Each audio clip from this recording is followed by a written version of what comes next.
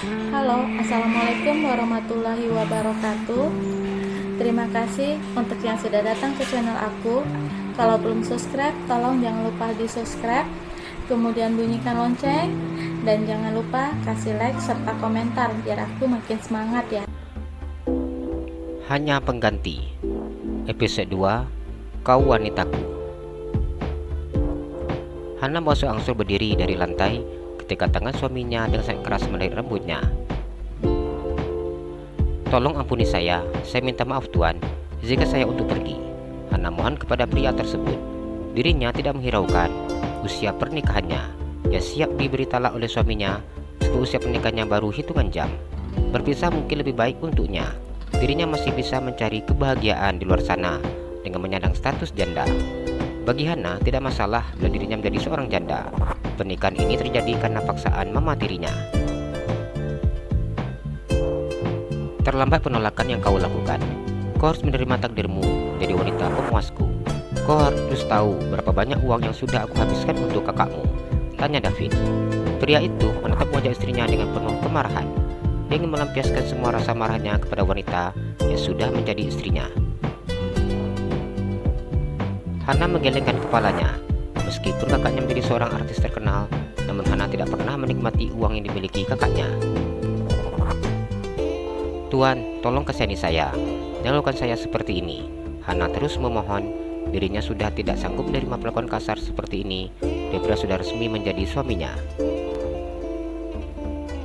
David tidak menghiraukan ucapan istrinya. Dibantingnya tubuh istrinya ke atas tempat tidur. Pria itu tidak melepaskan tangan istrinya yang terikat. Ia mencium paksa bibir istrinya. Tidak ada kelembutan sedikit pun yang dilakukannya. Bahkan dengan sengaja, David menggigit bibir istrinya hingga bibir itu terluka dan meneteskan darah segar. Hana menangis ketika suaminya menggigit bibir bawahnya. Bibirnya terasa begitu sangat sakit dan pedih. "Tolong, jangan perlakukan saya seperti ini," Hana mohon kepada suaminya. Darah segar menetes di bibirnya. Ia hanya bisa menangis merasakan perih dan sakit di bibirnya tanpa bisa mengusap darah yang menetes tersebut. Apakah suaminya tidak memiliki belas kasihan sedikit pun untuknya? Tangisnya semakin terdengar keras ketika tangan lebar milik suaminya mendarat di pipinya. "Aku lupa, aku seharusnya tidak melakukan ini. Maafkan aku yang kehilangan kendali," David berkata dengan mengusap pipi istrinya yang memerah dan menjejak telapak tangannya. David mengusap cairan merah yang menetes di sudut bibirnya yang berwarna pucat itu. "Aku lupa bila aku tidak boleh melakukan ini. Tamparanku akan berbekas dan akan menimbulkan kecurigaan. Beri ini sebagai bukti bahwa hasratku sangat tinggi terhadapmu, agar kedua orang tuaku semakin senang melihat wanita pengganti yang diberikannya benar-benar bisa memuaskanku." David tersenyum tipis. Ia mau menerima Hana sebagai istri penggantinya karena ingin melampiaskan rasa sakit hatinya. Sebagai seorang laki-laki, ditinggalkan di saat hari pernikahan sudah pasti merupakan hal yang sangat memalukan. Di mana letak harga dirinya dipermalukan seperti ini? David masih mengingat pertanyaan dari para tamu yang tidak ada henti-hentinya menanyakan mengapa pengganti wanita digantikan. Firasat Hana semakin buruk saat melihat sikap suaminya. Benda yang berbentuk segitiga itu digunakan pria itu untuk menyumbat mulutnya. David tersenyum ketika melihat istrinya yang sudah tidak bisa lagi berbicara. Tangannya dengan sangat keras menampar benda bulat yang berbentuk gunung itu dengan sangat keras. Ia memukul bagian kiri dan kanan secara bergantian. Tidak ada rasa kasihan ketika David melakukan hal itu. Pria itu semakin menikmati setiap kali istrinya menahan rasa sakit. Kulit putih milik Hana kini sudah berubah warna menjadi merah. Hanya penyesalan yang ada di dalam hati Hana. Mengapa ia mau menerima pernikahan ini? Namun Hana tidak menyadari bahwa dirinya tidak bisa berbuat apa-apa. Melihat sikap kedua mertuanya yang membuat Hana mau menerima menjadi pengantin pengganti kakaknya. Ia hanya ingin merasakan kasih sayang dari kedua orang tuanya dan berharap kasih sayang itu akan didapatkannya dari kedua mertuanya. Namun ternyata Hana hanya memiliki mimpi yang tinggi, mimpi yang tidak mungkin bisa didapatkannya. Hanya air mata menjadi saksi kepedihan dan kehancuran hatinya. Hana seakan tidak mampu menelan sakitnya saat pria itu menggigit puncak tertinggi dari benda bulat seperti gunung miliknya. Tubuhnya bergetar ketika menahan rasa sakit. Pria itu bahkan tidak melepaskan dirinya meskipun melihatnya kesakitan. Wajahnya begitu amat merah dan menggigit kain yang ada di dalam mulutnya ketika ia menahan rasa sakit yang sangat luar biasa itu. Air matanya tidak ada hentinya menetes ketika pria itu menggigit hampir seluruh bagian dadanya. Kini permukaan kulitnya menempel jejak gigitan suaminya, bahkan sampai ada berdarah. Hana menang sayup wajah pria begitu sangat kejam.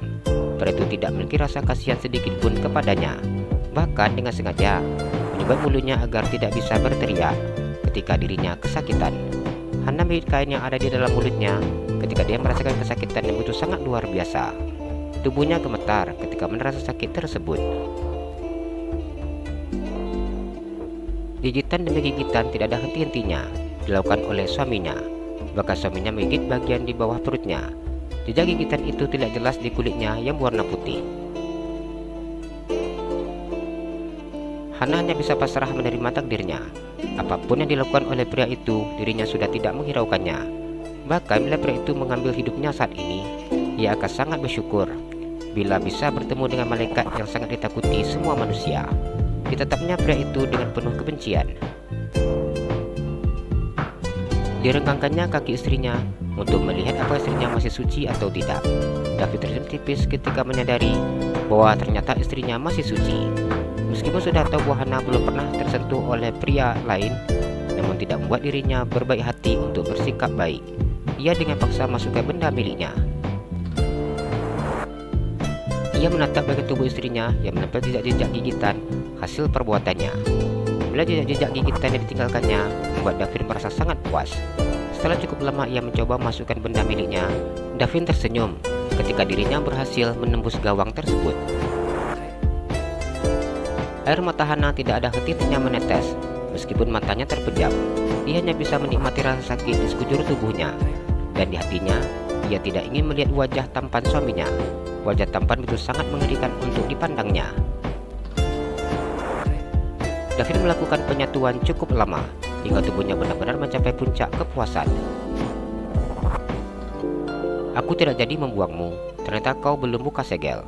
David tersenyum ketika melihat warna merah yang ada di atas bed cover berwarna putih itu. Hana begitu sangat lemah, tubuh terasa sakit dan juga remuk. Dengan tangan yang masih terikat dan kain yang masih menyumbat mulutnya, Hana menangis tanpa suara. Hanya air mata yang terus menetes. Kain yang menjadi penyumbat mulutnya masih ada di dalam mulutnya tanpa dikeluarkan oleh suaminya. Ia hanya menangis hingga dirinya benar-benar sangat lelah dan tertidur. Jalan-jalan ke Pekanbaru, jangan lupa beli sepatu. Kalau kamu suka channel aku, please subscribe aku. Terima kasih.